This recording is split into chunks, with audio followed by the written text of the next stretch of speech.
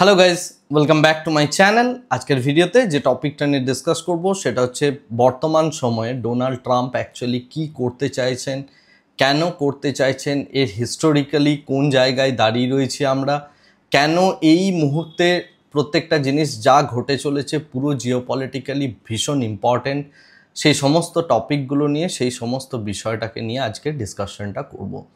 তো প্রথম কথা হচ্ছে যে আপনি যদি রিলস দেখতে অভ্যস্ত হন বা খুব শর্ট ভিডিও দেখে থাকেন তাহলে এই ভিডিওটা কাইন্ডলি দেখবেন না, কারণ এর মধ্যে আমি টোটাল 1900 সাল থেকে শুরু করে অর্থাৎ বিগত 125 বছরের হিস্ট্রি কিভাবে গিয়েছে, মেনলি ফাইন্যান্সিয়াল হিস্ট্রির কথা আমি বলছি, যেটা বিভিন্ন ইউএস প্রেসিডেন্ট আসার সাথে সাথে ইউএসের ডেট টু জিডিপি এই যে রেশিওটা আছে, অর্থাৎ একটা দেশ সে যে পরিমাণ জিডিপি অর্জন করে এবং তার যে ডেপ্ট, সেই ডেপ্টটা কিভাবে গিয়েছে, ইউএস প্রেসিডেন্টরা কিভাবে সেই জিনিসটাকে ম্যানিপুলেশন বলবো না, সেটাকে ম্যানেজ করার চেষ্টা করেছেন এবং তার জন্য পুরো পৃথিবী জুড়ে কী কী জিনিসপত্রগুলো তারা ঘটিয়েছেন, তার সাথে সাথে বর্তমান সময়ে কী কী জিনিসগুলো হচ্ছে সেই সমস্ত বিষয়টা নিয়ে ডিসকাশন করব।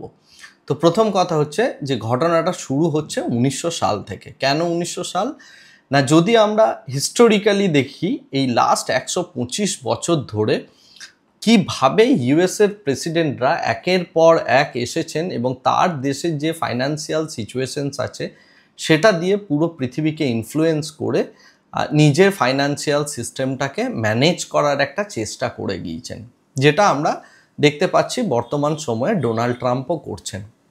পুরো বিষয়টা কিভাবে প্লে আউট হচ্ছে, কেন এই জিনিসটা করা হচ্ছে বা কিভাবে এই জিনিসটা করে সেটা বোঝার জন্য আমরা বিগত 125 বছরের যে টোটাল ফাইন্যান্সিয়াল এবং ইউএস প্রেসিডেন্সিয়াল যে পর্যায়ক্রমে প্রত্যেকটা জিনিস ঘটেছে সেই বিষয়টাকে আগে একটু বুঝে নিই এবং তার সাথে সাথে কোন প্রেসিডেন্ট এসে আমাদের দেশের যিনি প্রাইম মিনিস্টার ছিলেন তার ওপর কীরকম তার কি প্রভাব পড়েছে বা তার সাথে কীরকম ব্যবহার করেছেন, সেই জায়গা থেকে আমরা কিভাবে বেরিয়েছি, এই প্রত্যেকটা জিনিসকে জানাটা খুব জরুরি। তাহলে যদি এই বিষয়গুলোকে আমরা জানি তাহলে আজকের দিনটাকেও আমরা ভালো করে বুঝতে পারবো বা বর্তমান সময়ে প্রত্যেকটা ইভেন্ট, প্রত্যেকটা ঘটনা কিভাবে ঘটছে সেই বিষয়টা বুঝতে পারবো। বাট যদি আমরা হিস্টোরিক্যালি পুরো জিনিসটা না বুঝি তাহলে বর্তমান দিনটাকে বোঝাটা আমাদের পক্ষে ডিফিকাল্ট হয়ে যাবে এবং এর কোনো হিস্টোরিক্যাল যে পর্যায়ক্রমে প্রত্যেকটা জিনিস ঘটে এসছে সেই জিনিসটাকে অমিট করলে ফিউচারটাও আপনি বুঝতে পারবেন না। তো সেই কারণে আমি প্রত্যেকটা জিনিস শুরু করছি হচ্ছে 1900 সাল থেকে। আমার হাতে একটা নোট আছে, বিকজ এখানে প্রচুর ইনফরমেশন আমি একের পর এক দিতে থাকবো, আমার প্রত্যেকটা জিনিস মাথার মধ্যে থাকবে না বা নামগুলো আমি হয়তো পর্যায়ক্রমে ভুলভাল বলতে পারি, তো সেই জন্য আমি কিছু নোটস অলরেডি বানিয়ে রেখেছি যাতে আপনাদেরকে সেই জিনিসটা বোঝাতে বা বলতে আমার সুবিধা হয়। এনিওয়ে, তো ঘটনাটা শুরু হচ্ছে 1900 সাল থেকে। 1900 সালের দিকে প্রথম যিনি ইউএস প্রেসিডেন্ট ছিলেন, নট প্রথম, আমি 1900 সালের দিকের কথা বলছি, 1902 1903 এই সময়টাই, তিনি হচ্ছেন Theodore Roosevelt. Theodore Roosevelt mainly যে রিফর্ম করে গিয়েছিলেন সেটা হচ্ছে দুটো কাজ তিনি খুব ভালো করে গিয়েছিলেন। তিনি যে সমস্ত কাজ করে গিয়েছিলেন সেগুলো পরবর্তীকালে ফাইন্যান্সিয়ালি ইউএসের জন্য বেনিফিটেড হলেও, ইউএস তার জন্য বেনিফিটেড হলেও তার জিওপলিটিক্যালি তার একটা কনসিকুয়েন্সেস আছে, কিন্তু তার ফাইন্যান্সিয়ালি খুব একটা বড় কিছু অবদান ছিল না। তো জিওপলিটিক্যাল কনসিকুয়েন্সেস বলতে তিনি পানামা খাল যেটা আছে বা পানামা ক্যানেল সেটার উপরে কাজ করে গিয়েছিলেন এবং তাছাড়াও রুজভেল্টস করোনারি তিনি তৈরি করে গিয়েছিলেন। এনিওয়ে, তার পরবর্তী যিনি প্রেসিডেন্ট ছিলেন সেটা হচ্ছে উইলিয়াম থ্যাফট এবং তিনি 1913 খ্রিস্টাব্দে অবধি প্রেসিডেন্ট ছিলেন। তো তিনি যে জিনিসটা করেছিলেন সেটা হচ্ছে যে আমেরিকান যে সমস্ত ব্যাংক আছে তাদেরকে অ্যালাউ করেছিলেন পুরো পৃথিবী জুড়ে ইনভেস্টমেন্ট করতে বা বিভিন্ন জায়গায় টাকা পয়সা যাতে তারা ইনভেস্ট করতে পারে। এখান থেকে অ্যাকচুয়ালি গল্পটা শুরু। কেন না, আমেরিকান ব্যাংক যদি কোনো দেশে ইনভেস্টমেন্ট করে তিনি কি ইনভেস্টমেন্ট করবেন, সেই ইনভেস্টমেন্ট করবে হচ্ছে ডলার, রাইট? তো ডলারের যদি ইনভেস্টমেন্ট করতে হয় তাহলে আমাদের একটা স্ট্রং কারেন্সি এক্সচেঞ্জ সিস্টেমের দরকার, রাইট? তৎকালীন সময়ে কারেন্সি যেটা চলতো সেটা মূলত চলতো হচ্ছে গোল্ড কয়েন, হায়ার কারেন্সি বলতে দেখা হতো গোল্ড কয়েনকে। তাহলে তাদের যে লক্ষ্যটা সেটা হচ্ছে হয় গোল্ড কয়েনের সাথে আমার ডলারকে অ্যাকচুয়ালি মানে সামঞ্জস্য রেখে চলতে হবে, এবং সেই জিনিসটা করার তিনি ডেলিভারের চেষ্টা করে গিয়েছিলেন। তো যাই হোক, 1913 খ্রিস্টাব্দে উইলিয়াম থ্যাফট এই বিষয়টার দিকে নজর দেন এবং সেই অনুযায়ী আমেরিকা বিষয়টাকে এগিয়ে নিয়ে যেতে থাকে। এর পরবর্তীকালে 1913 পরবর্তী সময়ে 1913 থেকে 21 অবধি উড্রো উইলসন তিনি ছিলেন হচ্ছে এই সময়ে প্রেসিডেন্ট, ইউএস প্রেসিডেন্ট, এবং তার সময়ে তিনি অ্যাকচুয়ালি যে কাজটা করে গিয়েছিলেন 1913-তে ফেডারেল রিজার্ভের জন্ম দেন, যেটাকে আমরা আজকের ডেটে ফেড নামে চিনি। তো ফেডারেল রিজার্ভের 1913 খ্রিস্টাব্দে তার জন্ম হয়, এবং এই সময়ে যদি আপনি লক্ষ্য করেন 1913 থেকে 21 এই সময়টার মধ্যে কিন্তু আমাদের প্রথম বিশ্বযুদ্ধ পুরো পৃথিবী জুড়ে হয়। তো এই প্রথম বিশ্বযুদ্ধর বিভিন্ন পলিটিক্যাল কনসিকুয়েন্সেস আছে, কি কারণে হয়েছিল না গিয়েছিল আমি সেটার মধ্যে ডিটেলসে যাচ্ছি না, কারণ তার মধ্যে প্রচুর পলিটিক্যাল বিষয়গুলো চলে আসবে, মানে মেনলি জিও পলিটিক্যাল এবং হিস্টোরির প্রত্যেকটা জায়গায় যেতে হবে, আমি ভিডিওটাকে অতটাও লেন্দি করতে চাই না। তো যাই হোক, আমরা যেটা জানি যে 2014 থেকে 18 প্রথম বিশ্বযুদ্ধ শুরু হয়, এবং যেহেতু ইউএস প্রথমে ডিসাইড করে যে আমরা পৃথিবীর বিভিন্ন দেশে ইনভেস্টমেন্ট করব, তো সামনে এই ওয়ারটাকে মাথায় রেখে, বা ওয়ারটা অনুষ্ঠিত হয়েছিল যাই হোক জিওপলিটিক্যাল সিচুয়েশনের জন্য, বা ইউএস যে এই বিভিন্ন দেশে ফান্ডিংটা করতে চলেছে সেখান থেকে যে ফান্ডিংয়ের একটা রিটার্ন নেবে, এই এক্সপেকটেশন থেকে এই যুদ্ধটা তৈরি হয়, যদি আমি একটা ফাইন্যান্সিয়াল অ্যাঙ্গেল বলি। তো সেই জিনিসটা যখন শুরু হয় 1914 থেকে 18 এই যুদ্ধটার সময় ইউএস কী করে, বিভিন্ন দেশকে ফান্ড দিতে থাকে। কি ফান্ডিং করতে থাকে না, এই ওয়ারটার জন্য ফান্ডিং করতে থাকে, বিভিন্ন পয়সা টয়সা ইত্যাদি জিনিসপত্রগুলো দেওয়া হয়। তো এই ফান্ডিংটা করার জন্য তাদের প্রচুর টাকার দরকার, সেটা কোত্থেকে আসে, সেটা আসে হচ্ছে ডলার থেকে, এবং তার সাথে সাথে তারা যে কাজটা করে তারা ইউএসের বন্ড সেল করতে থাকে। বন্ড যদি ইউএসের কেউ নেয় তাহলে সেই দেশ থেকে তারা টাকাটা নিতে শুরু করে, এবং এই যে ওয়ারটাকে ফাইন্যান্স করে ইউএস, এর জন্য ইউএসের যে ডেট টু জিডিপি এই সময়টাই গিয়ে দাঁড়িয়েছিল 8% থেকে বেড়ে এটা 33% অবধি হয়েছিল, রাইট। এবং পরবর্তীকালে যখন ওয়ার্ল্ড ওয়ার পুরোপুরিভাবে শেষ হয়ে যায় তখন দেখা যায় যে ইউএসের ডেট টু জিডিপির পরিমাণ গিয়ে দাঁড়িয়েছে 33%। এখন বিষয়টা হলো পুরো পৃথিবীকে তো ওয়ারের জন্য ফাইন্যান্স করে দিয়েছে, অর্থাৎ টাকা পয়সা দিয়ে দিয়েছে, এবারে পুরো জিনিসটাকে গোটাতে হবে, রাইট, অর্থাৎ সেই টাকাটা তুলে নিজের ঘরেতে নিয়ে আসতে হবে। তো সেই জন্য তারা কি করে, এর পরবর্তী যিনি প্রেসিডেন্ট হন সেটা হচ্ছে ওয়ারেন হার্ডিং, 1921 থেকে 1923, এবং কেলভিন কলেজ এবং ওয়ারেন হার্ডিং এনারা মানে ইউএস প্রেসিডেন্ট হিসাবে ছিলেন 1929 অবধি। এই সময় তারা কি করেন, তারা একটা কনজারভেটিভ ওয়েতে পুরো দেশটাকে চালান এবং পৃথিবীকেও একটা কনজারভেটিভ ওয়েতে নিয়ে যান, যে কারণে তারা প্রচুর রিফর্মস করেছিলেন, মেনলি হচ্ছে ট্যাক্স রেট কাট করেছিলেন, এবং এর ফলে যে ইউএস জিডিপিটা 8 থেকে 33% বেড়ে গিয়েছিল এর আগের 5 বছরের মধ্যে, সেই জিডিপিটা এখন 33% থেকে ইউএস ডেট টু জিডিপি 33% থেকে নেমে 16%-এ চলে আসে, রাইট। কিন্তু এই 16%-এ যে এসছিল, এই যে 15%-এর মতো ঘাটতি হলো বা আস্তে আস্তে নিচে নামলো, এই বিষয়টার মেইন যে রিজন সেটা হচ্ছে ইউএস কিন্তু তখন ভীষণভাবে 1920 সালে যে কাজটা করেছিল, তারা ওয়ারের জন্য এই যে ব্রিটিশদের ভীষণ পরিমাণে ডেট দিয়েছিল ইত্যাদি ইত্যাদি, তো সেই জিনিসগুলোর জন্য তারা তাদের উপর প্রেশার ক্রিয়েট করতে থাকে যে ভাই আমার ডেটটা এবার ফেরত দাও, যেটা বললাম যে পয়সাটা আবার গুটিয়ে আনতে হবে। তো সেই কারণে ইউএস কী করে, বিভিন্ন ইউরোপিয়ান নেশনস এবং ব্রিটিশদের ওপর সেই মুহূর্তে ট্যারিফ দিয়ে দেয়, যারা তার প্রথম বিশ্বযুদ্ধের সাথী ছিল ইত্যাদি ইত্যাদি। তো তাদের ওপরেই তারা কিন্তু বেশ ভালো রকমের একটা ট্যারিফ বাড়াতে শুরু করে দেয়। তো এই যে ট্যারিফটা বাড়িয়ে দেয়, এর ফলে কি হয়, এবং তার সাথে সাথে গোল্ডের একটা এক্সচেঞ্জ সিস্টেম তৈরি করে, যে এক্সচেঞ্জের মাধ্যমে বেশ তুমি পয়সা দিতে পারছো না, তুমি গোল্ড দাও, এবং তোমার সিস্টেমটাকে চালানোর জন্য তুমি আমাদের কাছ থেকে ডলার নাও। এই যে সিস্টেমটা, এটা তখনও মানে ফর্মালি আসেনি, কিন্তু ইনফর্মালি ব্রিটিশদের উপর চাপ তৈরি করে এবং এই জিনিসগুলো করে তখন থেকে কিন্তু ইউএস আস্তে আস্তে নিজের ভান্ডারটাকে ভরতে শুরু করে। ওকে, তো এরপরে যে বিষয়টা হয় যে মানে এর রেজাল্ট হিসাবে যেটা দেখা যায় 1929 সালে পুরো পৃথিবী জুড়ে একটা ফাইন্যান্সিয়াল ক্রাইসিস তৈরি হয়। যে ফাইন্যান্সিয়াল ক্রাইসিসের অনেক হিস্ট্রি আছে, এবং যদি আপনি ট্রেডিংয়ের হিস্ট্রি পড়েন, এই সময় ওয়ার্ল্ডের সবথেকে বড় ট্রেডারের জন্ম জেসি লিভারমোর, এবং এই 1929-এর যে ফাইন্যান্সিয়াল ক্রাইসিস সেখানে তিনি বিশাল বড় পয়সা বানান। যাই হোক, সেটা ডিফারেন্ট টপিক, আমি জাস্ট বিষয়টাকে বলার জন্য বললাম আর কি। তো এরপরে কি হয়, 1929 সাল অবধি ইউএস তো এই বিষয়টা করলো। এরপরে 1929 থেকে 33-এর মধ্যে যিনি প্রেসিডেন্ট ছিলেন সেটা হচ্ছে হারবার্ট হোবার। হারবার্ট হোবার যে কাজটা করেন সেটা হচ্ছে তার সময়কালে এই যে ডেপ টু জিডিপি যেটা কমে গিয়েছিল 16%, সেটা আবার কিন্তু ধীরে ধীরে বাড়তে শুরু করে এবং এটা 40%-এর কাছাকাছি জায়গায় যায়। এটাকে গ্লোবাল ডেপ ডিস্ট্রেস নাম দেওয়া আছে, মানে ফাইন্যান্সিয়াল হিস্ট্রি যদি আপনি পড়েন সেখানে এই পার্টটাকে বলা হয় গ্লোবাল ডেপ ডিস্ট্রেস। যাই হোক, তো 1933 অবধি আমরা যদি দেখি ডেপ টু জিডিপি যেটা 16%-এ নেমে গিয়েছিল সেটা ধীরে ধীরে আবার 29 থেকে 33-এর মধ্যে সেটা কিন্তু ধীরে ধীরে বেড়ে হয়ে গেল 40%-এর কাছাকাছি। এরপরে যিনি প্রেসিডেন্ট হন 1933-এর পরে 1933 টু 45 এই সময়টার মধ্যে প্রেসিডেন্ট ছিলেন ফ্র্যাঙ্কলিন রুজভেল্ট। এই সময়ের মধ্যে পুরো পৃথিবী জুড়ে একটা ডিফারেন্ট টাইপ অফ মানে দুনিয়া চলেছিল, কারণ এটা হচ্ছে ওয়ার্ল্ড ওয়ার 2। এই ওয়ার্ল্ড ওয়ার 2 চলাকালীন আমরা যে জিনিসটা দেখলাম তার মধ্যে গোল্ডের রিডেমশন হয় এবং ডলারের একটা ডিভ্যালুয়েশন হয়।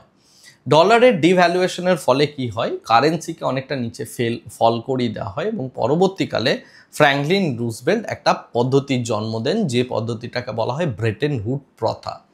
ব্রেটেন হুড প্রথা কি? ব্রেটেন হুড প্রথা হচ্ছে তোমার দেশের যত সোনা আছে সেই সোনাটা তুমি ইউএসকে দিয়ে দাও এবং ইউএস তার বদলে কনস্ট্যান্টলি তোমাকে ডলার দিতে থাকবে, যে ডলারটাকে তারা সেই মুহূর্তে নামকরণ করেছিল যে পৃথিবীর রিজার্ভ কারেন্সি। অর্থাৎ পৃথিবীতে যত ট্রানজ্যাকশন হবে সমস্ত ট্রানজ্যাকশনগুলো হবে কিসের বেসিসে? না, ডলারের বেসিসে। এখন সমস্ত ট্রানজ্যাকশনগুলো যদি করতে হয় এবং পুরো পৃথিবীর সমস্ত দেশগুলোকে যদি এক জায়গায় নিয়ে এসে লোন দিতে হয় বা ডলার দিয়ে জন্ম দিতে হয়, তাহলে একটা অর্গানাইজেশনের জন্ম দিতে হবে। তাই তারা একটা অর্গানাইজেশনের জন্ম দেয় ফ্র্যাঙ্কলিন রুজভেল্ট, যেটার নাম হচ্ছে IMF, ইন্টারন্যাশনাল মনিটারি ফান্ড, এবং তার সাথে সাথে ওয়ার্ল্ড ব্যাংক। ওকে, এটা তখন জন্ম হয়। এরপরে কি জিনিসটা ঘটে না, তারা এই যে ডলার তার সাথে গোল্ডকে একটা পেগড কারেন্সি হিসাবে করে দেওয়া হয়। সুতরাং প্রত্যেকটা দেশ কি করতে থাকে, তারা গোল্ড ডিপোজিট করতে থাকে ইউএসকে, বা কোনোভাবে নিজের কারেন্সি দিয়ে হোক বা যেভাবেই হোক, বা ইউএস বন্ড নিজে কিনে হোক, বিভিন্ন পদ্ধতি অনুযায়ী প্রত্যেকে কিন্তু নিজের নিজের দেশের মধ্যে ডলার আনতে শুরু করে। এবং এই সময়ে কি হয় না, ডলার কনস্ট্যান্টলি প্রত্যেকটা দেশ কিন্তু নিতে শুরু করে। রেজাল্ট কি দাঁড়ায়? ইউএস ডেপ টু জিডিপি 110%-এ গিয়ে পৌঁছে যায়। ঠিক আছে, তো 110%-এ পৌঁছে যাওয়ার পরেই এই জিনিসগুলো হয়েছিল। এবং আমরা যদি দেখি প্রত্যেকবার যখনই এরকম ওয়ার্ল্ডের মধ্যে একটা ম্যাসিভ চেঞ্জেস আসে, সেই সময় ইউএস ডেপ টু জিডিপিকে যদি আপনি দেখেন সেটা দেখবেন 100%-এর উপর অলওয়েজ বেড়ে যায়। তার পরবর্তীকালে কোনো একটা রিফর্ম আসে, যে রিফর্মটা কোনো না কোনো প্রেসিডেন্ট একদম পুরো পৃথিবীকে একটা ধাক্কা দিয়ে করে, এবং তার ফলে কি হয়, তাদের যে ডেপ টু জিডিপি আছে সেটা কনস্ট্যান্টলি নিচের দিকে নেমে যায়। তো এই গেমটাই কিন্তু ইউএস কনস্ট্যান্টলি চালিয়ে আসছে, রাইট? আমরা এতক্ষণ অবধি যেটা দেখলাম এবং পরবর্তী পার্টেও আমরা সেম জিনিসটাই দেখতে পাবো। তো ফ্র্যাঙ্কলিন রুজভেল্টের এরপরে যিনি আসেন প্রেসিডেন্ট হয়ে সেটা হচ্ছে হেনরি এস ট্রুম্যান। তিনি 1945 থেকে 1953 অবধি ছিলেন এবং এই সময়ে দ্বিতীয় বিশ্বযুদ্ধ যেহেতু শেষ হয়েছিল, তারপরে তিনি একটা অর্গানাইজেশনের জন্ম দেন, যে অর্গানাইজেশনটার নাম হচ্ছে নেটো।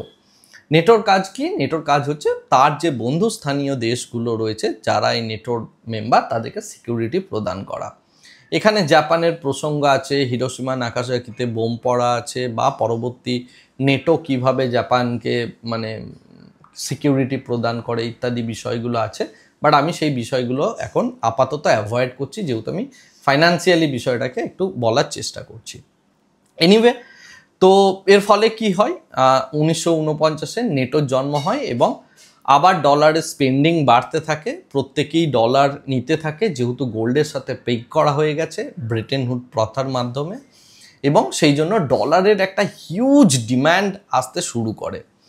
যেহেতু ডলারের হিউজ ডিম্যান্ড আসতে শুরু করে, ইউএস ডেট টু জিডিপি এই সময় আস্তে আস্তে আস্তে আস্তে নিচের দিকে কমতে শুরু করে, যেটা 110% বেড়ে গিয়েছিল, সেটা কিন্তু এই দ্বিতীয় বিশ্বযুদ্ধের পর এই সমস্ত জিনিসগুলো করার ফলে আস্তে আস্তে কমতে শুরু করে। এরপরে 1953 থেকে 1961 এই সময়টা অবধি মানে ইউএস প্রেসিডেন্ট ছিলেন ডুয়েট আইজেনওয়্যার। তো তিনি যখন ছিলেন তখন ইনফ্রাস্ট্রাকচার যে স্পেন্ডিং ছিল সেটাকে উনি প্রচণ্ড পরিমাণে বাড়িয়ে দেন ইউএসএতে। অর্থাৎ ইউএসএ সেই মুহূর্তে সব থেকে বড় প্রোগ্রেস হয়, রাস্তাঘাট থেকে শুরু করে সমস্ত কিছু নির্মাণ ইত্যাদি ইত্যাদি জিনিসগুলো করেন এই সময়ে যে, এবং তার সময়কালে এই 110% থেকে এই ডেট টু জিডিপি সেটা আস্তে আস্তে আস্তে আস্তে কমতে কমতে 55%-এ এসে পৌঁছে যায়। এবং যে জিনিসটা দেখা যায় 1956 খ্রিস্টাব্দে তিনি যেটা করেন, তিনি যেহেতু তার আগেই আইএমএফ তৈরি করে দিয়েছে, তাই আইএমএফকে দিয়ে তারা কিন্তু ভীষণভাবে প্রেসারাইজড করে এবং বিভিন্ন দেশকে ডমিনেট করার চেষ্টা করে। এই সময়ে সুয়েজ ক্রাইসিসের সময় 1956 খ্রিস্টাব্দে ব্রিটিশ বন্ডের যে সেল করা আইএমএফের থ্রুতে সেটা ফোর্সফুলি তারা বন্ধ করে দিয়েছিলেন। তো বেসিক্যালি একটা কথা ইংরাজিতে আছে যে যদি আপনি আমেরিকার বন্ধু হন, যদি আপনি আমেরিকার শত্রু হন সেটা বেটার, কিন্তু আমেরিকার যদি আপনি বন্ধু হন সেটা হচ্ছে মারাত্মক একটা বিষয়। তার কারণ হচ্ছে প্রত্যেকবারই দেখা যায় যে আমেরিকা সবসময় এই কাজটা করার চেষ্টা করে, এখন অবধি হিস্ট্রিতে যেটা দেখলেন যে তার বন্ধু সহযোগী দেশ বিভিন্ন সময় তাকে হেল্প করে, সে তার নিজের বিপদের সময় বন্ধুকেই দাবিয়ে সে কিন্তু সেই জায়গা থেকেই অ্যাডভান্টেজটা নিয়ে নিজে সেই প্রবলেমটা থেকে, তার যে ডেপ্ট ক্রাইসিস আছে সেই জায়গা থেকে বেরোনোর একটা চেষ্টা করে। আবার পরবর্তীকালে কি হয়, 7-8-10 বছর ভালোভাবে চলে। তো প্রত্যেকবারই আমরা ইউএস ডেট টু জিডিপি যদি দেখি তাহলে আমরা ইউএস মানে যে প্রেসিডেন্ট রয়েছে তাদের সাইকোলজিটা আমরা জাজ করতে পারবো। এনিওয়ে, পরবর্তীকালে এই সুয়েজ ক্রাইসিসের কথা তো বললাম, এরপরে 1961 থেকে 1963 অবধি এই সময়টার মধ্যে জন এফ কেনেডি তিনি প্রেসিডেন্ট হন। তার সময় একটা সবথেকে বড় একটা ইনসিডেন্ট হয় 1961, মানে সেই সময় ভিয়েতনাম ওয়ারের শুরু হয়, এবং ধীরে ধীরে ধীরে ধীরে ভিয়েতনাম ওয়ারের ফলে যে জিনিসটা ঘটেছিল যে প্রচুর ইউএস স্পেন্ডিং বেড়ে যায়, ভিয়েতনামের মধ্যে প্রচুর মানে জঘন্যভাবে ইউএস হারতে থাকে ওয়ারগুলো, এবং তার ফলে যে জিনিসটা দেখা যায় এই যে ব্রেটেন হুড প্রথা, এই প্রথাটার ওপর বিভিন্ন দেশের ভরসাটা আস্তে আস্তে চলে যাচ্ছিল। কেন চলে যাচ্ছিল না, একটা কথা উঠতে শুরু করে যে আমরা তো ইউএসের বন্ড হোল্ড করছি প্লাস গোল্ড দিয়ে রেখেছি, সুতরাং ইউএস যেভাবে যুদ্ধটা লড়ছে তাতে করে ইউএসের পতন অবশ্যম্ভাবী, এবং সেই কারণে প্রত্যেকটা দেশ কি করতে থাকে, তারা এই তাদের যে সোনা আছে ইউএস ডলারকে ইউএসকে ফেরত দিতে থাকে, তার বদলে তারা কিন্তু এই নিজেদের যে সোনা আছে সেই সোনাটা ফেরত নেওয়ার একটা চেষ্টা করতে থাকে। তো এই যে বিষয়টা পুরোপুরিভাবে ভিয়েতনাম ওয়ারের পরবর্তী সময় চলেছিল, এবং এর ফলে যেটা দাঁড়ায় সেটা হচ্ছে 1969 অবধি এই পুরো জিনিসটা কন্টিনিউ করার পর 1969 খ্রিস্টাব্দে একজন প্রেসিডেন্ট আসেন ইউএসএ, সেটা হচ্ছে রিচার্ড নিক্সন।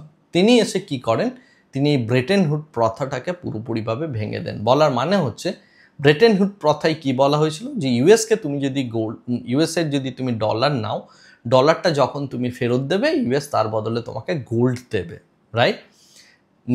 নিক্সন এসে কি বলেন, নিক্সন এসে বলেন ওসব গোল্ড টোল্ড দিতে পারবো না, কারণ গোল্ড আর দেওয়া হবে না, আমরা এই পেগের ব্যাপারটাকে কাটিয়ে দিচ্ছি, তোমার যদি ইউএস ডলার নিতে হয় তো নাও, না হলে নিতে হবে না। এর ফলে কি হয়, সেই সময়ে কারেন্সি মার্কেটের মধ্যে বিশাল বড় বড় ডিপ আসে। আপনি যদি আজকের ডেটেও ইয়ারলি চার্ট দেখেন বা মান্থলি চার্ট দেখেন, সেই সময়ের ভোলাটিলিটি দেখলে আপনি মানে ভয় পেয়ে যাবেন রীতিমতো কারেন্সিতে, কারণ গোল্ডের যে ব্যাপারটা ছিল যার জন্য ডলার স্ট্রং ছিল সেই বিষয়টাকেই তিনি ভেঙে দেন। তো 1971 খ্রিস্টাব্দে এটা ভেঙে দেওয়ার সাথে সাথে তিনি আরেকটা কাজও করেন, সেটা হচ্ছে পেট্রো ডলার সিস্টেম তৈরি করেন, যেটা সৌদি আরবের সাথে চুক্তি করে।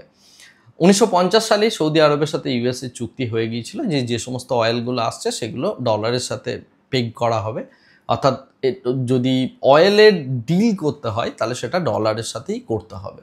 তো এটা কেন করেন? কারণ সেই সময়ে আমরা যে এই বিভিন্ন রকম মানে তেলে চলা যে সমস্ত যানবাহনগুলো আসছে বা বিভিন্ন রকমের ফ্লাইট যাওয়া শুরু হচ্ছে, পুরো পৃথিবী জুড়ে অয়েলের ডিসকভারি হয়ে গেছে, সৌদি আরবে প্রচুর পরিমাণে তেল এসছে এবং সেই সমস্ত জিনিসগুলো পুরো পৃথিবী এনজয় করবে, সেই বিষয়টা অ্যান্টিসিপেট করে তারা কিন্তু এই পুরো বিষয়টা বা এই সিস্টেমটা চালু করে। অর্থাৎ ব্রেটেন উড প্রথা চলে গেলেও তারপরে যে জিনিসটা আসে সেটা হচ্ছে এই পেট্রোডলার সিস্টেম আসতে শুরু করে। এর সাথে সাথে রিচার্ড নিক্সন আরেকটা কাজও করেন, সেটা হচ্ছে G7 জন্ম দেন। অর্থাৎ G7 যে কান্ট্রি, বিভিন্ন তার অ্যালায়েন্সগুলো তৈরি করা, সেইগুলো তৈরি করেছিলেন। কারণ এই সময় থেকে আমরা যদি দেখি তাহলে পুরো পৃথিবী দুটো ভাগে ভাগ হয়ে গিয়েছিল, যেটাকে আমরা হিস্টোরিক্যালি কোল্ড ওয়ার নামে পরিচিত, রাইট? একটা হচ্ছে রাশিয়া এবং তার যে অ্যালায়েন্স আছে সেগুলো, আর একটা হচ্ছে ইউএস এবং পৃথিবীর বড় বড় সমস্ত দেশগুলো গিয়ে সেই ইউএসের সাথেই যুক্ত হয় এবং এটাকে পুরোপুরিভাবে একটা বাইপোলার ওয়ার্ল্ড আমরা সেই সময় দেখতে শুরু করি। এর পরবর্তীকালে রিচার্ড নিক্সনের পরবর্তীতে যিনি প্রেসিডেন্ট হন সেটা হচ্ছে জিমি কার্টার, এবং তিনি ছিলেন 1977 থেকে 1981 অবধি। এই সময়ে কি হয় না, অয়েল ডিমান্ড প্রচুর পরিমাণে বাড়ে, আবার ডলারের সাথে অয়েলের যে পেগ সেই ব্যাপারটা চলে আসে, নট পেগ মানে পেট্রোডলার সিস্টেম খুব ভালোভাবে পুরো পৃথিবীতে চলে আসে। এরোপ্লেন থেকে শুরু করে ডিজেল চালিত গাড়ি, পেট্রোল চালিত গাড়ি, কেরোসিন, সমস্ত কিছুর ডিম্যান্ড হু করে সার্চ করতে থাকে, বাড়তে থাকে, রাইট? এর ফলে কি হয়, ডেট টু জিডিপি আবার রিডিউস হয়ে যায় এবং 31 থেকে 33% কাছাকাছিতে চলে আসে, মানে যেটা রিচার্ড নিক্সনের আগে ব্রেটেন উড প্রথা ভেঙে পড়ার আগে প্রচুর পরিমাণে হয়ে গিয়েছিল, রাইট? তো 120% ডেট টু জিডিপিকে আমি আবার নিচেতে নিয়ে চলে এলাম 33%-এ। এবং এই সময়ে রোনাল্ড রেগান তিনি আবার প্রেসিডেন্ট হন এবং তার সময়ে দেখা যায় যে নেক্সট পরবর্তীকালে এই যে ডেট টু ইকুইটি, এটা ডেট টু জিডিপি, এটার পরিমাণ গিয়ে দাঁড়ায় হচ্ছে 49%-এর কাছাকাছি। এরপরে 1989 থেকে 1993 অবধি প্রেসিডেন্ট হচ্ছেন জর্জ ডব্লিউ বুশ।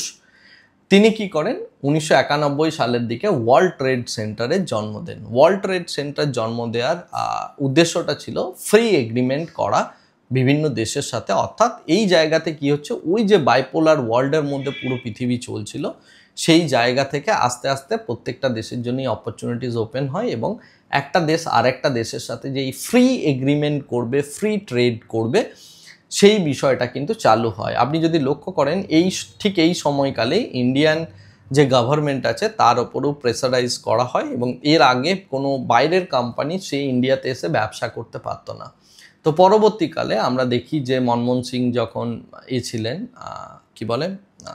আমাদের ফাইন্যান্স মিনিস্টার ছিলেন, সম্ভবত 1992-93 এই যে সময়কালটা, 1990, 91, 92, 93 এই যে টাইম কালটা, এই সময়টার মধ্যে ইন্ডিয়াও কিন্তু এই জায়গাতে গিয়ে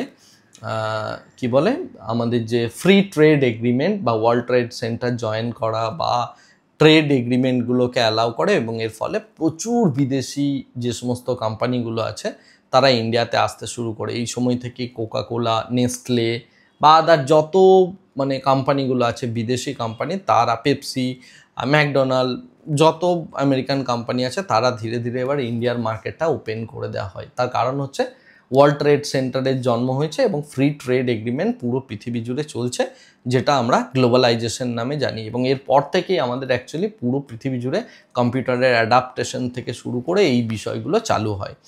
এনিওয়ে, তো বেসিক্যালি বিষয়টা হচ্ছে যে এই সমস্ত কিছু করার ফলে ইউএস ডেট টু জিডিপি যেটা 49% ছিল, এবং এই সময়টার মধ্যে আমরা আরেকটা জিনিসও দেখি যে বেশ ভালো রকমভাবে কিন্তু একটা ওই তেলের যে ডিম্যান্ডটা বেড়েছিল সেটাকে কেন্দ্র করে মিডল ইস্টের মধ্যে গালফ ওয়ার শুরু হয়ে গেছে। তো এই গালফ ওয়ারের ফলে কি হয়, ইউএস ডেট টু জিডিপি আবার ধীরে ধীরে কিছুটা পরিমাণ বাড়তে থাকে এবং এটা 64%-এর কাছাকাছি যায়। এরপরে 1993 থেকে 2001 অবধি প্রেসিডেন্ট হচ্ছেন বিল ক্লিন্টন। তিনি যে কাজটা করেছিলেন, এই সময়ে আমাদের হিস্ট্রিতে অনেক বড় বড় ঘটনা ঘটেছে, আমি সেগুলো নিয়ে একটু পরে আসছি ইন্ডিয়ার বিষয়ে, বাট এই সময়টাই বিল ক্লিন্টন ছিলেন ইউএস প্রেসিডেন্ট। ওকে, তার পরবর্তীকালে 2001 থেকে 2009 জর্জ ডাব্লিউ বুশ তিনি ইউএস প্রেসিডেন্ট ছিলেন এবং তার সময়ে ডেট টু জিডিপির পরিমাণ গিয়ে দাঁড়িয়েছিল 90%-এর কাছাকাছি। তো 90%-এর কাছাকাছি, সুতরাং সেই জায়গাতে আবার একটা ফাইন্যান্সিয়াল ক্রাইসিস, অর্থাৎ 2008 সাবপ্রাইম ক্রাইসিস যেটাকে বলা হয়, সেই ক্রাইসিসটা আমরা দেখতে পাই। তো যখনই আমরা দেখি যে ইউএস ডেট টু জিডিপি বাড়ছে, তখনই কিন্তু আমরা দেখতে পাই যে এই টাইপ অফ কোনো একটা ক্রাইসিস আসছে এবং সেটা পুরো ওয়ার্ল্ড অর্ডারকে পুরোপুরিভাবে চেঞ্জ করে দেয়। এই ঘটনাটা কিন্তু আমরা কন্টিনিউয়াসলি দেখে আসছি।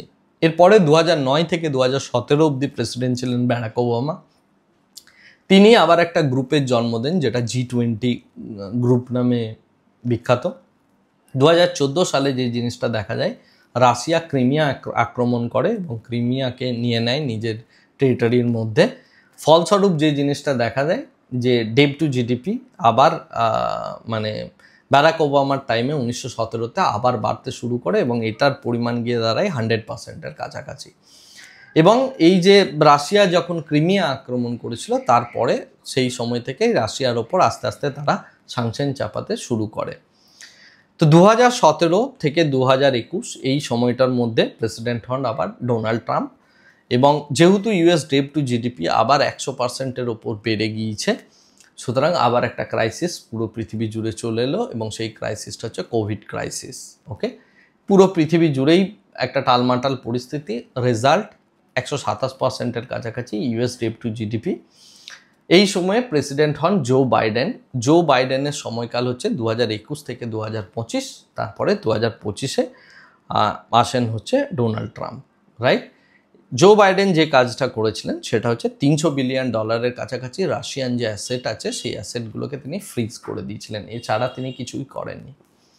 তো এতক্ষণ অবধি আমি যে ডিসকাশনটা করলাম সেটা হচ্ছে 1900 সাল থেকে 2025 সাল অবধি, অর্থাৎ 125 বছরে কে কখন ইউএস প্রেসিডেন্ট হয়েছে, তার সময়ে ইউএস ডেট টু জিডিপি কোন জায়গায় গিয়ে পৌঁছেছে এবং তার সাথে সাথে পুরো পৃথিবী জুড়ে কী মানে সিচুয়েশনসটা তৈরি হয়েছে। তো আমরা একটা জিনিস দেখতেই পাচ্ছি, এই পুরো ডিসকাশনটা যতটুকু করলাম সেখান থেকে যে নির্যাসটা উঠে আসছে সেটা হচ্ছে যখন আমরা দেখি যে ইউএস ডেট টু জিডিপির পরিমাণ 100%-এর ওপর বেড়ে যাচ্ছে বা এই টাইপের সিনারিও তৈরি হচ্ছে, তখন পুরো পৃথিবী জুড়ে একটা রিফর্ম আসে, রাইট? নট রিফর্ম, একটা ক্রাইসিস আসে। সেই ক্রাইসিসটা কোনো না কোনো একটা ফাইন্যান্সিয়াল ক্রাইসিসের জন্ম দেয়, যার ফলে ভুক্তভোগী হয় আমেরিকার যারা বন্ধু আছে তারা। আমেরিকা নিজের ডেবটাকে কিন্তু সেই জায়গাতে বাঁচানোর একটা চেষ্টা করে এবং এই যে বাঁচানোর চেষ্টাটা প্রচণ্ড ডেলিভারের চেষ্টা করে, এটা 4-5 বছরের মধ্যে পুরোপুরিভাবে সফল হয়ে যায় এবং খুব হার্ডভাবে নিজের পার্টনারদের ওপরেই আক্রমণটা করে এবং সেই জায়গা থেকে তারা কিন্তু একটা ফায়দা নিয়ে চলে আসে, রাইট? এই টাইপ অফ সিনারিও কিন্তু আমরা দেখতে পেলাম। তো রিসেন্ট টাইমের মধ্যে যদি আমরা দেখি, ডোনাল্ড ট্রাম্প একই কাজটা করে চলেছেন। তাদের এক্সপেকটেশন ছিল কোভিডের ক্রাইসিসটার পরে যিনি প্রেসিডেন্ট হচ্ছেন অর্থাৎ জো বাইডেন, তিনি এসে বিষয়টাকে সামলাবেন। আপনি যদি ডোনাল্ড ট্রাম্পের প্রত্যেকটা কথাকে ডিকোড করার চেষ্টা করেন, যেটা দেখতে পাবেন উনি সারাক্ষণই জো বাইডেনের নামে গালাগালি করে যান। কেন করেন? তার রিজনটা হচ্ছে তার এক্সপেকটেশন ছিল এবং পুরো আমেরিকানদের যারা এই থিওরিটা, এই প্রসেসটা বা এই জিনিসটা বোঝেন, তাদের এক্সপেকটেশন ছিল যে জো বাইডেন এই 4-5 বছরের মধ্যে এমন কিছু করবে যেখান থেকে ইউএস ডেট ক্রাইসিস থেকে বেরিয়ে চলে আসবে। বাট বর্তমান দিনে আপনি যদি ইউএসের ডেপ্টের পরিমাণ দেখেন, সেটা কিন্তু 127%-এর ওপরে চলে গেছে ডেট টু জিডিপি। এখন ডেট টু জিডিপি যদি এই লেভেলে চলে যায়, তাহলে আমেরিকাকে একটা হিউজ পরিমাণ টাকা রিপেমেন্ট করতে হবে। এবছরই আমেরিকাকে অ্যাকচুয়ালি যারা তাদের বন্ড হোল্ড করছে, প্রচুর দেশ আছে যারা তাদের বন্ড হোল্ড করে এবং রিজার্ভ কারেন্সি হিসাবে ডলারকেও হোল্ড করে, রাইট?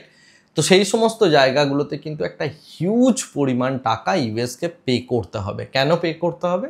কারণ তার বন্ড হোল্ড করে রেখেছে, অর্থাৎ ঋণপত্র যেটা আমরা সরকারি ঋণপত্র কিনি সেই টাইপের ইউএস বন্ড যারা হোল্ড করে রেখেছে তাদেরকে ইন্টারেস্ট দিতে হবে। ইন্টারেস্ট বাবদ এই বছর ডোনাল্ড ট্রাম্পকে পে করতে হবে পুরো পৃথিবীকে $9 ট্রিলিয়ন কাছাকাছি।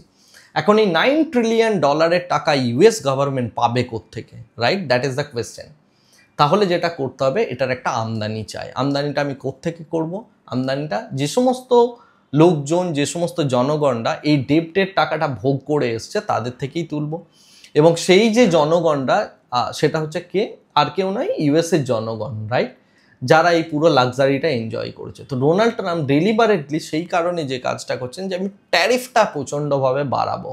ট্যারিফ যদি আমি বাড়িয়ে দিই তাহলে যারা এই ডেপ্টের টাকাটা হজম করেছে, অর্থাৎ আমার জনগণরা বা আমরা যাই করি না কেন, আমরাই এই টাকাটা পে করব এবং $9 ট্রিলিয়ন আমাকে কিন্তু ইন্টারেস্ট কিন্তু পে করতে হবে। যদি সেই ইন্টারেস্টটা না পে করতে পারে ইউএস, তাহলে ইউএসের যে বন্ড রয়েছে সেই বন্ডের প্রাইস আরও পড়ে যাবে, রাইট? কারণ সবাই সেল করতে শুরু করবে আর বায়ার কিন্তু পাওয়া যাবে না। So it will create a ডেপ্ট ক্রাইসিস এগেন। এটা ডোনাল্ড ট্রাম্প খুব ভালো করে জানেন। সেই কারণে তিনি বা ইউএসএ যে টোটাল জনগণ রয়েছে তারা যেটা চাইছেন, নট জনগণ, ইউএসের পলিসি মেকাররা যে জিনিসটা চাইছেন যে এই সময় একটা ডেলিবারেটলি এমন সিচুয়েশন ক্রিয়েট করা যেটা পুরো পৃথিবী জুড়ে একটা ক্রাইসিস তৈরি হবে এবং সেই ক্রাইসিসের ফলে আবার ইউএসের বন্ড তারা প্রচুর পরিমাণে বিক্রি করতে পারবে এবং ইউএসএ যে পুরো পৃথিবীকে বাঁচাচ্ছে সেরকম একটা ন্যারেটিভও তৈরি করার খুব দরকার আছে, রাইট? তবেই তাদের বন্ডটা কিন্তু বিক্রি হবে। বন্ড বিক্রিটা কেন? বন্ড বিক্রির কারণ হচ্ছে একটাই, যে রিফাইন্যান্সিং করা। রিফাইন্যান্সিং বলতে কি বোঝায় আমি একটা সিম্পলভাবে বলি। মনে করুন আপনি কোনো একটা ধার নিয়েছেন কোনো একটা বন্ধুর থেকে এবং সেই ধার নিয়ে সংসার চালাচ্ছেন। এখন আপনি যদি এমন একটা মানে সিচুয়েশন তৈরি করতে পারেন যেখানে আপনি অন্য আরেকটা বন্ধুর কাছ থেকে ধার নিয়ে এই বন্ধুকে শোধ করতে পারলেন, সেটাই হচ্ছে রিফাইন্যান্সিং। আপনার ডেপ্ট বা ধারের পরিমাণ কিন্তু বাড়ছে, কিন্তু আপনি একজনের টাকা নিয়ে আরেকজনকে শোধ করছেন বা ধীরে ধীরে ধীরে ধীরে নিজের যে ডেপ্টটা আছে সেই ডেপ্টটাকে বাড়িয়ে যাচ্ছেন একদিক থেকে, আর অন্য দিক থেকে একটা ফিয়ার তৈরি করছেন বা ডলার প্রিন্টিং করছেন বা ইনফ্লেশন রাইজ করে দিয়ে ভ্যালুটাকে ড্রপ করছেন। যারা ফাইন্যান্সের স্টুডেন্ট তারা আমার এই কথাগুলো আশা করি বুঝতে পারবেন। তো বেসিক্যালি পুরো বিষয় যেটা, যে এইভাবেই কিন্তু ইউএস নিজের যে ডেপ্টটা আছে সেটাকে রিফাইন্যান্স করে চলেছে কন্টিনিউয়াসলি। এখন যেটা বিষয়, আমরা যদি ইউএস প্রেসিডেন্টের সাথে ইন্ডিয়ার যে সমস্ত প্রাইম মিনিস্টাররা আছেন তাদের যদি রিলেশন দেখি বা তারা কিভাবে সম্পর্ক মেনটেন করছেন, সেটা কোনো কালই সুমধুর ছিল না। আমরা যদি প্রথম দেখি যে ইন্ডিয়া স্বাধীন হয়েছে 1947, তারপরে আমরা 1950 খ্রিস্টাব্দে আইএমএফ এবং ওয়ার্ল্ড ব্যাংক জয়েন করেছি, রাইট? ব্রেটেন হুড প্রথার সময়ে আমরা আমাদের যে কারেন্সি আছে রুপিস, সেটাকে ডিভ্যালুয়েশন করে সিচুয়েশনটা ম্যানেজ করা হয়েছিল। 1971 খ্রিস্টাব্দে যে সময়ে কোল্ড ওয়ার চলছে, সেই সময়ে আমরা যদি দেখি এই সময় আরেকটা ওয়ার চলছে পুরো পৃথিবী, মানে বাংলাদেশ এবং পাকিস্তানের মধ্যে। সেই সময় আমাদের প্রাইম মিনিস্টার ছিলেন ইন্দিরা গান্ধী। তো এই ইন্দিরা গান্ধীর যে সময়কালটা, সেই সময়ে ইন্দিরা গান্ধী কনস্ট্যান্টলি ইউএসের কাছ থেকে হেল্প পেতে চাইছিলেন, কিন্তু ইউএস সেই সময় পাকিস্তানকে একটা বেশ ভালো রকমের সাপোর্ট করে, আর এদিকে ইন্দিরা গান্ধী বাংলাদেশকে সাপোর্ট করেন এবং সেই জায়গা থেকে ইন্ডিয়ার ওপর প্রচুর পরিমাণে মানে মিলিটারি অ্যাটাক ইত্যাদি ইত্যাদি ইউএস প্রায় প্ল্যান করেই ফেলেছিল। বা সেই জায়গাতে এসে রাশিয়া এসে ইন্ডিয়াকে বাঁচায়, রাইট? যেহেতু কোল্ড ওয়ারের টাইম চলছে, এই সময় থেকে ইন্ডিয়া রাশিয়ার মধ্যে একটা বেশ ভালো রকমের ভয়ঙ্কর মানে ভালো সম্পর্ক তৈরি হতে শুরু করে। এখন যে বিষয়টা ইম্পর্টেন্ট, 1974 খ্রিস্টাব্দে ইন্দিরা গান্ধী তিনি একটা টেস্ট করেছিলেন, পরমাণুর যে টেস্ট সেটাকে বলা হয় স্মাইলিং বুদ্ধা, রাইট? তো স্মাইলিং বুদ্ধা 1974 খ্রিস্টাব্দে তিনি যে টেস্টটা করেছিলেন, এর ফলে আমেরিকান যিনি প্রেসিডেন্ট ছিলেন সেই সময় নিক্সন, তিনি ইন্দিরা গান্ধীকে বলেছিলেন ডাইনি বা উইচ, এরকম একটা আখ্যা দিয়েছিলেন জনসমক্ষে। একজন রাষ্ট্রপ্রধানের জন্য এটা কতটা খারাপ হতে পারে সেটা আপনি ভেবে দেখতে পারেন। এনিওয়ে, তো এই টাইপের সিনারিও করা হয়, কিন্তু পরবর্তীকালে এই টেস্টটা করার জন্য ভারতবর্ষকে নিউক্লিয়ার পাওয়ার একটা নেশন বানানোর জন্য ইন্দিরা গান্ধীর যথেষ্ট ভালো অবদান ছিল। এবং সেই জায়গা থেকে যদি দেখা হয় তাকে যথেষ্ট ভাবে প্রেশারাইজড করা হয়েছিল, এবং ইউএসএ যিনি প্রেসিডেন্ট হন তিনি এই কাজটা করে থাকেন। এবং তখন যেহেতু এই টেস্টটা তিনি করেছেন, এবং সেই কারণে ইন্ডিয়ার ওপর ইউএস কিন্তু একটা স্যাংশন লাগায় যে ইন্ডিয়া কোনোদিন এই নিউক্লিয়ার টেস্ট করতে পারবে না। বাট লুকিয়ে আমরা জানি ইন্ডিয়া এই টেস্ট করে গিয়েছেন। এর প্রধান মুখ্য কাণ্ডারি যদি কাউকে বলা হয় সেটা আমাদের এপিজে আব্দুল কালাম ছিলেন। আমরা পোখরান জানি, নরসিমা রাওয়ের কথা জানি, তিনিও চেষ্টা করে গিয়েছিলেন। এবং পরবর্তীকালে আমরা আমাদের যে প্রাইম মিনিস্টার ছিলেন অটল বিহারী বাজপেয়ী, তিনি এসে পোখরানে লুকিয়ে এই জিনিসটাকে কিন্তু করে ফেলেন এবং সাকসেসফুলি তিনি অ্যানাউন্স করেন। তার যদি পুরনো আপনি ভিডিও দেখেন সেখানে এটা বুঝতে পারবেন যে তিনি কনস্ট্যান্টলি একটাই কথা বলে গিয়েছিলেন যে আমার দেশটাকে আগে প্রোটেক্ট করতে হবে, এবং তার সাথে সাথে ফাইন্যান্সিয়ালি থেকে শুরু করে সমস্ত জায়গাতেই এগিয়ে দিয়ে যাওয়ার জন্য, প্রোগ্রেস করার জন্য এই টেস্টার, এই নিউক্লিয়ার টেস্টার আমাদের ভীষণভাবে দরকার ছিল। তো যাই হোক না কেন, আমাদের সেই টেস্টটা হয়েছে, এবং তার ফলে ইউএস আবার ইন্ডিয়ার উপর স্যাংশন করে। ইন্ডিয়াকে যে সমস্ত বিষয়ে আইএমএফের তরফ থেকে হেল্প করা হতো সেগুলো সমস্ত কিছু বন্ধ করে দেয়।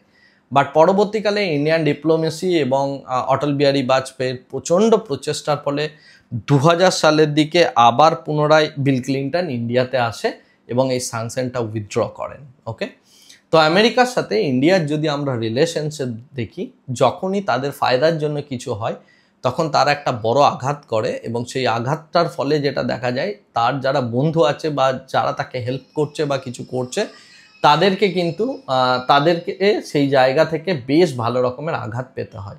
পরবর্তীকালে যখন সিনারিও চেঞ্জ হয়ে যায় তারা আবার সেই জিনিসটাকে নিয়ে চলে আসে নিজের জায়গাতেই। সেম জিনিসটা আজকের ডেটে হচ্ছে। আপনি যদি দেখেন ডোনাল্ড ট্রাম্প ডেলিবারেটলি চেষ্টা করছেন নিজের প্রবলেমটা থেকে বেরোনোর জন্য। তিনি ট্যারিফ বাড়াতে চাইছেন, তিনি চাইছেন যে আমেরিকার মধ্যে যাতে জব ক্রিয়েট হয় ইত্যাদি ইত্যাদি, এবং তার ফলে তিনি প্রত্যেকটা জায়গাতে গিয়ে আঘাত করার চেষ্টা করছেন বা হিট করার চেষ্টা করছেন। তো আমাদের যিনি এই মুহূর্তে প্রাইম মিনিস্টার রয়েছেন নরেন্দ্র মোদী, একই চেষ্টাই তিনিও করে যাচ্ছেন যে দেশকে কী করে এগিয়ে নিয়ে যাওয়া যায় এবং তার সাথে সাথে কীভাবে পুরো ডিপ্লোমেসিটাকে হ্যান্ডেল করা যায়। বিকজ এই সিনারিওটা থেকে যদি বেরোতে হয় বা এই যে সিনারিওটা, এখান থেকে কিন্তু একটা ক্রাইসিস আসার বিশাল বড় একটা চান্স আছে, রাইট? আমি চান্স বলছি আমি ফাইন্যান্সিয়াল ক্রাইসিসের কথা বলছি পুরো পৃথিবী জুড়ে। বাট এবারে সিচুয়েশনটা একটু ডিফারেন্ট। তার কারণ হচ্ছে এর আগে যতবার ইউএস প্রেসিডেন্টরা কোনো না কোনো বিষয়ে চ্যালেঞ্জ করেছেন, সামনে প্রতিপক্ষ কেউ ছিল না এবং নেগোসিয়েশন কিন্তু কন্টিনিউয়াসলি হয়েছে, বাট নেগোসিয়েশনে কেউ জিততে পারেনি। বাট এই সময় this time it is completely different, কারণ এই সময় ইউএসের সামনে একজন কিন্তু দাঁড়িয়ে গিয়েছে যার টোটাল জিডিপি বা টোটাল যে নাম্বার সেটা কিন্তু মোরলেস একদম ইউএসের সমতুল্য, নট সমতুল্য, কাছাকাছি, অনেকটা কাছাকাছি, সেটা আর কেউ নয়, চায়না। তো এইখান থেকে একটা নতুন ন্যারেটিভ উঠে আসছে যে ইন্ডিয়া, চায়না, রাশিয়া এরা যদি মিলে একটা জিনিস তৈরি করতে পারে এবং বিভিন্ন দিক থেকে একটা ডিপ্লোমেসি আসা শুরু হয়েছে, যে কারণে দেখবেন আপনি রিসেন্ট টাইমে জার্মান যিনি চ্যান্সেলর আছেন তিনি ইন্ডিয়াকে সাপোর্ট করছেন। এইভাবে একটা প্রত্যেকেই বিষয়টা রিয়েলাইজ করছেন যে ইউএসের কাছ থেকে এটা বেরোনোটা খুব জরুরি। এটা বেরোবে না, ডিপ্লোমেসি কোন জায়গায় যাবে, কিভাবে ইউএস এই সিনারিওটা থেকে বেরোবে। হিস্টোরিক্যালি যে জিনিসগুলো দেখলাম এবারেও কিন্তু সেম সিনারিও। তো এর আগে কি হতো, এর আগে যে জিনিসটা আমরা দেখলাম, আমরা যদি বিল ক্লিন্টনের সময় থেকে দেখি, সেই সময় থেকে কি হলো, ফ্রি ট্রেড ওয়ারের, not trade war, free trade এগ্রিমেন্টের জন্ম দেওয়া হলো, যেটাকে আমরা গ্লোবালাইজেশন বলেছি। এরপরে যে পৃথিবীটা আসছে that is called multipolar world. অর্থাৎ প্রথমে ইউএস ডমিনেশনটা কন্টিনিউয়াসলি চলছিল, যেটা 1945 অবধি চলেছিল। তারপরে একটা কোল্ড ওয়ারের তৈরি হয়, যেটা একটা বাইপোলার পৃথিবীর জন্ম দেয়। বাইপোলার পৃথিবীর জন্ম দেওয়ার পর তারপরে আমরা গ্লোবালাইজেশন অ্যাসপেক্টে গেলাম, অর্থাৎ গ্লোবালাইজড হয়ে যাবে সমস্ত কিছু, এবং ইউএস ডলার সুপ্রিম ছিল। এখন যে সিনারিওটা এরপর দাঁড়াতে পারে বলে আমার মনে হচ্ছে সেটা হচ্ছে মাল্টিপোলার ওয়ার্ল্ড। ওকে, মানে একজনের সাথে আরেকজনের রিলেশন, কেউই দাদাগিরি করছে না, কেউই ডমিনেশন করছে না। তো এই বিষয়টা কিন্তু ডোনাল্ড ট্রাম্পও চাইছেন। কেন চাইছেন? কারণ হচ্ছে তার যেটা বক্তব্য যে ভাই আমি এত পৃথিবীর ডমিনেট করতে যাব, এই করতে যাব, ও করতে যাব, এসব যায় না, আমার তো ডেপ্টের জন্য প্রচুর টাকা চলে যাবে, আমার জব আমার কান্ট্রিতে চাই, আমার সমস্ত কিছু এইখানে চাই, ওসব ডমিনেশন আগে যারা যেসব প্রেসিডেন্টরা করে গিয়েছেন ওসব ভুলে যাও, এখন এইবারে লাস্ট আমরা একটা ডমিনেট করে আমরা এই ডেপ ক্রাইসিস থেকে বেরিয়ে আসবো এবং বেরিয়ে এসে আমেরিকা একটা ইন্ডিপেন্ডেন্টভাবে একটা আইসোলেশনে পুরোপুরিভাবে চলবে। যে কারণে তারা কনস্ট্যান্টলি এই ফ্রি এগ্রিমেন্টের এগেনস্টে যাচ্ছে এবং তাদের যেটা বক্তব্য যে এই ফ্রি এগ্রিমেন্ট আর হবে না, প্যারিস চুক্তি থেকে বেরিয়ে আসা এই একই কারণে, সমস্ত কিছু থেকেই যে না পৃথিবী বলে আমি কিছু বুঝি না, আমি আমার দেশটাকে নিয়ে বুঝি, কারণ আলটিমেট তো ডেপ্টের যে পয়সাটা সেটা তো আমাকেই দিতে হচ্ছে, সেটা আমি মানি প্রিন্টিং করেই দিই আর যেভাবেই দিই না কেন, পুরো সিচুয়েশনটা। তো এই কারণে আমার যেটা মনে হয় যে this will create a different world, একটা নতুন ওয়ার্ল্ড হয়তো তৈরি করবে যেটা আগামী আবার 10 বছর 15 বছর 20 বছর একটা নতুন সিস্টেমের জন্ম দেবে বা একটা নতুন সিস্টেমের জন্ম দিতে চলেছে। আমরা যদি এক এক করে প্রত্যেকটা ইভেন্টগুলোকে দেখি রিসেন্ট টাইমে, আপনি মানে যেগুলো হতে চলেছে, যেগুলো হয়ে গেছে আমি সেগুলোর কথা বলছি না, এরপরে নেক্সট আমরা যেটা দেখতে পাবো সেটা হচ্ছে সেপ্টেম্বর মান্থ আমাদের জন্য ভীষণ ভীষণ ভীষণ ভাইটাল পুরো পৃথিবীর জন্য। September, October and November, specially September. কেন না, এই যে trade deal, trade war, trade negotiation যা কিছু চলছে ট্রেড করে, এটার কিন্তু একটা ক্লাইম্যাক্সে পৌঁছাবে এই সেপ্টেম্বর অ্যান্ড অক্টোবরে। তার রিজন হচ্ছে আপনি আবার দেখবেন Indian prime minister Narendra Modi তিনি চায়না যাচ্ছেন, চায়নাতে তাকে কিভাবে গ্র্যান্ড একটা সেলিব্রেশনের মধ্য দিয়ে ওয়েলকাম করা হবে তাকে এবং পুতিনকে দুজনকেই, এবং তাদের দুজনকে রিসেন্ট যেটা খবর পাওয়া যাচ্ছে শি জিনপিং নিজে আসবেন রিসিভ করতে, যেটা তারা করেন না সচরাচর, করবেন এবং এখান থেকে পুরো পৃথিবীকে একটা মেসেজ দেওয়ার চেষ্টা করা হবে। তো সেপ্টেম্বর মান্থ হচ্ছে একটা বিশাল বড় পিভটাল মান্থ, এটার দিকে পুরো পৃথিবী তাকিয়ে আছে। এই যে তিনটে কান্ট্রি এবার জোটবদ্ধ হয়েছে যে না আমরা আগের বারের মতো এই জিনিসটা কন্টিনিউয়াসলি চলতে পারে না, কারণ হয় এবার হবে নালে আর কখনোই হবে না। এই সময়ে যে ফাইন্যান্সিয়াল ক্রাইসিস ইউএসের মধ্যে রয়েছে যেটা থেকে বেরোনোর জন্য সে ছটফট করছে, বিভিন্ন সময় বিভিন্ন রকম কথাবার্তা বলছে, ইত্যাদি ইত্যাদি করছে। আপনি মিডিয়াতে হয়তো অলরেডি খবর পেয়েছেন আমাদের প্রাইম মিনিস্টার ডোনাল্ড ট্রাম্পের 4টে পরপর কল ডোনাল্ড ট্রাম্প করেছেন, তিনি কিন্তু রিসিভ করেননি, বিকজ একটা ডিফারেন্ট ন্যারেটিভ পুরো পৃথিবীকে দেওয়ার চেষ্টা করা হচ্ছে। আমি বলবো না এটা আলাদা একটা ওয়ার্কফোর্স, এটা একদমই নয়, এটা ইন্ডিয়া মাল্টিপোলার ওয়ার্ল্ডের একটা প্রপোজাল নিয়ে যাচ্ছে যেখানে বিভিন্ন ধরনের এগ্রিমেন্টগুলো থাকবে, এরকম নয় যে শুধুমাত্র একজনই ডমিনেট করবে, রাইট? সেই কারণে একদিকে যেমন ইন্ডিয়া এই রকম একটা পার্টের জায়গার পার্ট হতে যাচ্ছে, অন্যদিকে কিন্তু আবার আমেরিকার সাথে কিন্তু $6 বিলিয়ন একটা ডিফেন্স ডিল অলরেডি ইন্ডিয়া করে ফেলেছে, রাইট? যেটা জাস্ট আজকেই নিউজটা এলো, দেখা যাক আলটিমেট এটা কোন জায়গায় যায় বা ম্যাচুরিটিটা কতটা হয়। তো এই টাইপের বিভিন্ন রকম ইভেন্টসগুলো হচ্ছে। ইউএস প্রেসিডেন্টরা যেটা করে আসে বরাবর, যে ডেপ টু জিডিপি যখনই বেড়ে যায় তাদের একটা প্রবলেম হতে শুরু করে, কারণ ধার নিলে ধার শোধ দিতেই হবে, ধার না শোধ দিতে পারি ইন্টারেস্টটা তো দিতেই হবে, এবং রিফাইন্যান্সিং করা এইটা হচ্ছে অ্যাকচুয়ালি ট্যাকটিস, এবং এই ট্যাকটিসটাই তারা বারে বারে করে এসছে। লাস্ট 100 বছরের ইতিহাসের যে গল্পটা আমি আপনাকে শোনালাম সেখানেও এই একই জিনিসই হয়ে এসছে, আগামীতেও ডোনাল্ড ট্রাম্প এই একই কাজটাই করতে চলেছেন। তো ইকোনমিক রিফর্মের সাথে সাথে নিজের দেশের যে বেনিফিট সেটা যেমন প্রত্যেকেই দেখে, উনিও সেটাই করতে চলেছেন। এবং এরকম নয় যে ইন্ডিয়ান প্রাইম মিনিস্টারকে বা পুরো বিশ্বকে খারাপ ল্যাঙ্গুয়েজ তিনি একাই ইউজ করছেন, প্রত্যেকটা ইউএস প্রেসিডেন্টই করেন, ঠিক আছে? তো এই জিনিসটাই কিন্তু কনস্ট্যান্টলি হয়ে এসছে পুরো পৃথিবী জুড়ে এতদিন অবধি। মেবি আপনি হয়তো শুধু এইটুকু টাইম পিরিয়ড দেখছেন বলে ভাবছেন, বাট এরকম হস্টেজ সিচুয়েশন, এই টাইপ অফ সিচুয়েশন কনস্ট্যান্টলি হয়েছে। আর সবথেকে মজার ব্যাপার হচ্ছে এরকম সিচুয়েশনের পর থেকে যখন ইন্ডিয়া বেরোয় তখন একটা ডিফারেন্ট ইন্ডিয়া হয়ে বেরোয়। তো আমার যেটা ধারণা, এই যে সিনারিওটা তৈরি হচ্ছে, এই সিচুয়েশনে আমাদের ডিপ্লোম্যাটস থেকে শুরু করে বাকি সকলে এমন একটা ইন্ডিয়ার জন্ম দিতে চলেছে পরবর্তীকালে, যেটার কথা হয়তো আপনি আমি ইম্যাজিনও করতে পারছি না। মেবি একটা মাল্টিপোলার ওয়ার্ল্ড আসবে এবং যেখানে ইন্ডিয়া একটা বেশ ভালো রকমের বেনিফিট নিতে পারবে, বিকজ আমাদের কাছে অনেকগুলো পাওয়ার আছে। এক নাম্বার হচ্ছে ম্যান পাওয়ার হচ্ছে সবথেকে ইম্পর্টেন্ট। সেকেন্ড যে বিষয়টা হচ্ছে opportunities, huge number of opportunities.